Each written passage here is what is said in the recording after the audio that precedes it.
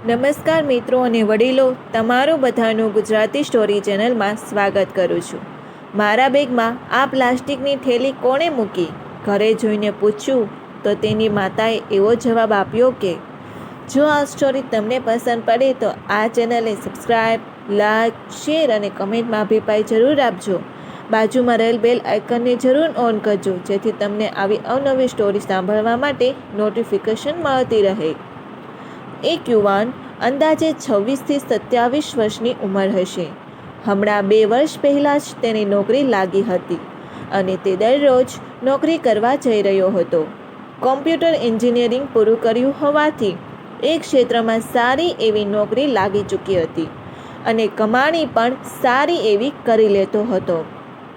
તેના પરિવારમાં તે પોતે, તેના માતા પિતા અને એકના કેમ 4 વ્યક્તિ હતા.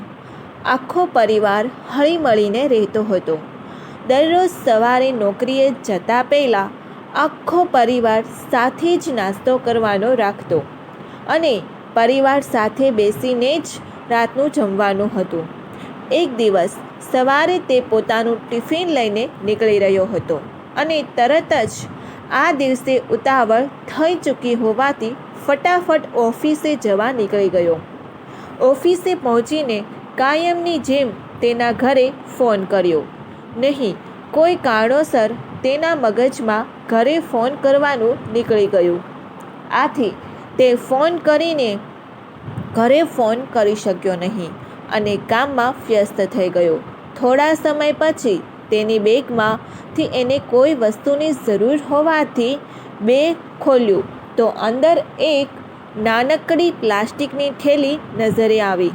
તે વિચારમાં પડી ગયો કે મેં તો આ થેલી મારા બેગમાં મૂકી જ નથી, તો આ પછી મારા બેગમાં કોણે મૂકી હશે? ક્યાંથી આવી હશે? આવું વિચારતો રહ્યો. રિસેસનો ટાઈમ પડ્યો એટલે સમયસર તે જમી પણ લીધું અને તરત જ તેને યાદ આવ્યું કે આજે સવારે પહોંચીને ઘરે ફોન કર્યો નથી. પછી વિચાર્યું કે હશે એક દિવસ ભૂલી ગયો, એમાં શું ચાલશે, સાંજે પાછો ઘરે જવાનું જ છે ને. આટલું વિચારીને મનોમન જ નક્કી કરી નાખ્યું અને ઘરે ફોન કર્યો નહીં. જોતજોતામાં સમય વીતી ગયો અને સાંજ પડી ગઈ. વાતાવરણ આજે કંઈક દરરોજ કરતાં અલગ જ લાગી રહ્યું હતું. તેમ છતાં તેને વિચાર્યું કે ઘર વહેલી તકે પહોંચી જવું સારું. આથી ઓફિસેથી રજા લઈને તે ઘરે જવા નીકળી ગયો. તેના બેગમાં કોને થેલી મૂકી હશે એ જ વિચારમાં આખો દિવસ તેનો નીકળી ગયો અને વિચારતો જ રહ્યો કે મારી બેગમાં આખરે આ પ્લાસ્ટિકની થેલી કોણે મૂકી હશે. અંતે તે વિચારમાં ટિફિન લઈને ઘરે જવા નીકળી ગયો. રસ્તામાં અચાનક જ વાતાવરણ વધુ પલટાયું અને વરસાદ આવ્યો. તેની સાથે અગત્યના ડોક્યુમેન્ટ અને મોબાઈલ તેમજ વોલેટ ક્યાં રાખવો તેની મૂંઝવણ થવા લાગી. એવામાં ફરી પાસે પ્લાસ્ટિકની થેલી યાદ આવી એટલે તરત જ સાચવીને થેલીમાં મૂકી દીધું અને ઘરે થોડીવાર પછી પહોંચી ગયો. ઘરે પહોંચીને દરરોજની જેમ ટિફિન પાછું મૂકી દીધું અને તરત જ પહોંચીને પહેલાં તેની મમ્મીને સવાલ પૂછ્યો કે તમને ખબર છે કે આખરે મારા બેગમાં કોને પ્લાસ્ટિકની થેલી મૂકી હતી?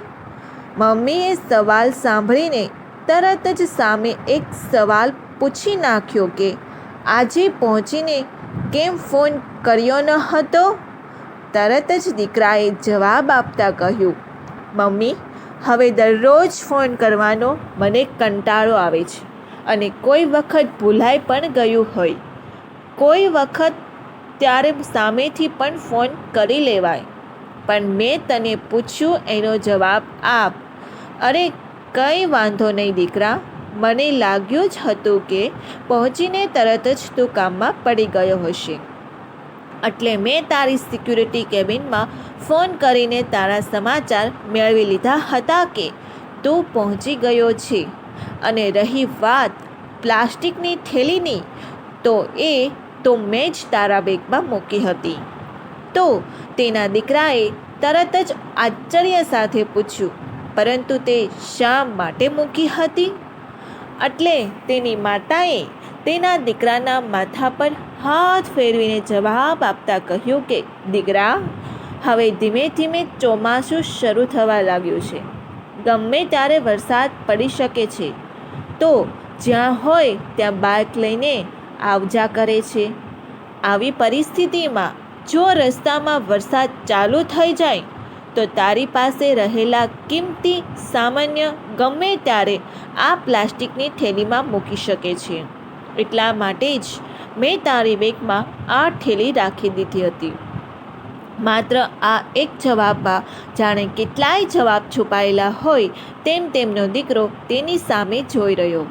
થોડીવાર સુધી કશું જ બોલ્યો જ નહીં અને પછી તરત જ દીકરો અને માતા બંને ભેટી પડ્યા. દીકરાએ તરત જ તેની માતાને કહ્યું, સોરી માં, આજે તને પહોંચી ગયાનો ફોન ન કર્યો અને જમવા બેઠો હતો ત્યારે મને યાદ પણ આવ્યું હતું, પરંતુ મેં તને ફોન ન કર્યો.